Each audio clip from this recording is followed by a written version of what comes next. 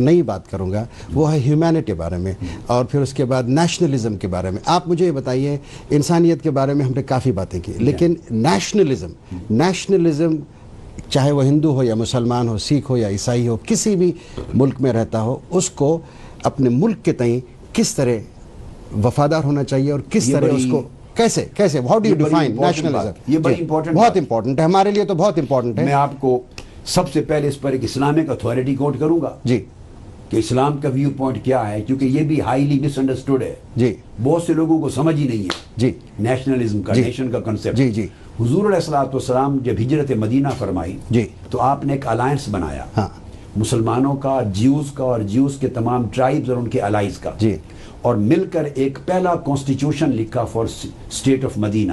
ماشاء اللہ. This was the first written constitution of the history of world. History of world. History of the world. اس سے پہلے فل فلیج state constitution return نہیں تھا. ہاں جو گریک کے زمانے میں جو فلاسفیز اور پولیٹکس کے اوپر بکس آتی تھیں، وہ پرنسپلز اور اصول دیتے تھے، مگر آرٹیکلز کی شکل میں، جیسے آپ کا انڈیا کا کانسٹیٹیوشن ہے، پاکستان کا کانسٹیٹیوشن ہے، امریکہ کانسٹیٹیوشن ہے، جو ریٹن کانسٹیٹیوشن ہے آپ کے. جی ہاں.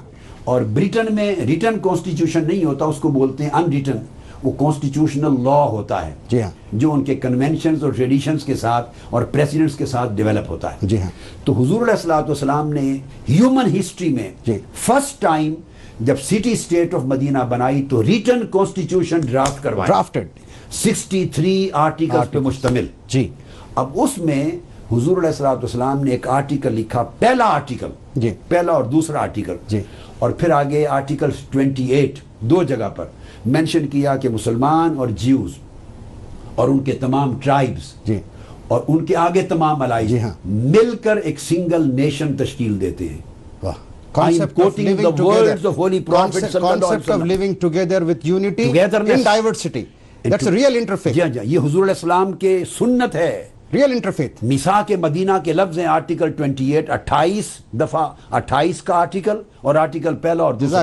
فرمایا انہم امۃ واحدۃ من دون الناس. ماشاءاللہ. اور فرمایا ان یہود بنی عوف امۃ مع المؤمنین. یہ میں نے حدیث کے لفظ کوٹ کر دی. جی ہاں. فرمایا کہ جیوز، بنی عوف کے اور باقی تمام ٹرائبز کو یک بعد دیگر حضور علیہ السلام نے گنا، اور ساروں کے نام گن کر پھر آگے فرمایا پھر ان کے الائز، یہ سارے مسلمانوں کے ساتھ اور مسلمانوں کے ساتھ مل کر ایک سنگل نیشن تشکیل دیتے ہیں. یہ اسٹیٹ نیشن کا کنسیپٹ تھا. اور پھر آگے فرمایا لِلْيَهُودِ دِينَهُمْ وَلِلْمُسْلِمِينَ دِينَهُمْ.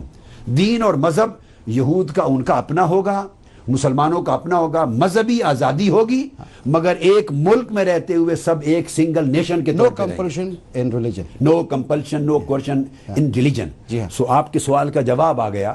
میں کوئی شخص ایون ہندو ہے، سکھ ہے یا کرسچن ہے اور وہ پاکستان کا شہری ہے، تو اس کے اوپر پاکستان کے شہری ہونے کے ناطے پاکستان کی شہریت، پاکستان کی نیشنلٹی اور پاکستان کے لاز کا احترام، وفاداری اتنی لازم ہے جتنی وہاں کے رہنے والے مسلمان باسیوں پر.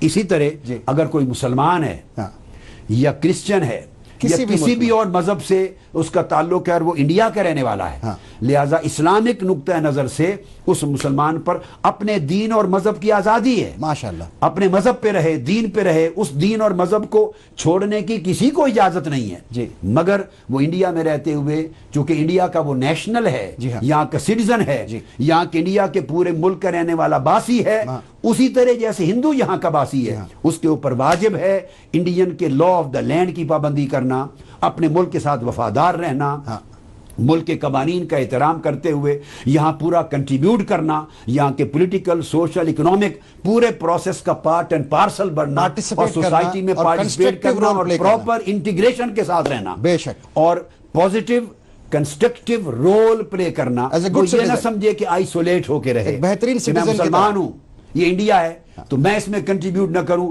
یہ سوچ ان اسلامک سوچ ہوگی، اسلام کے خلاف اور سنت نبوی کے خلاف ہوگی. حضور علیہ الصلوۃ والسلام نے صحابہ کرام 84 صحابہ کو جی ہاں مکی زندگی میں ہجرت سے قبل جی جب کفار اور مشرکین مکہ نے بڑے ظلم ڈھائے جی مسلمانوں پر بہت ٹارچر ہوا جی تو آپ نے ہجرت کا حکم دیا جی اور قرآن مجید میں حکم آیا جی اس کو ہجرت اولا کہتے ہیں، پہلی ہجرت جو حبشہ میں ہوئی، جی ہاں ایبیسینیا، ہاں یوتھوپیا جس کا نام ہے آج جی یوتھوپیا، جی حضور السلام نے ان کو ہجرت کا حکم دیا، جی اچھا چنانچہ 84 مسلمان مہاجر ہوئے، جی وہاں گئے۔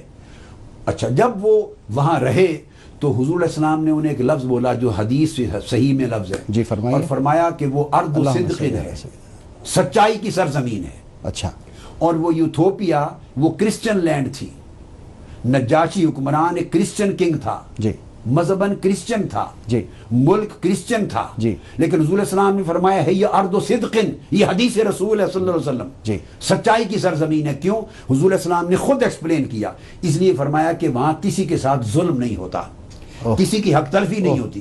تو آقا علیہ السلام نے ایک universal criterion for humanity create کر دیا کہ جس زمین پر ہیومن رائٹس وائلیٹ نہ ہوں، جی ہاں جس زمین پر کسی کے right there is no, your right is not being wronged, it is not being violated, جی ہاں اور آپ کے اوپر ظلم نہیں ہوتا، لہذا اس عدل اور انصاف کی وجہ سے اس زمین کو صدق کی زمین کہا۔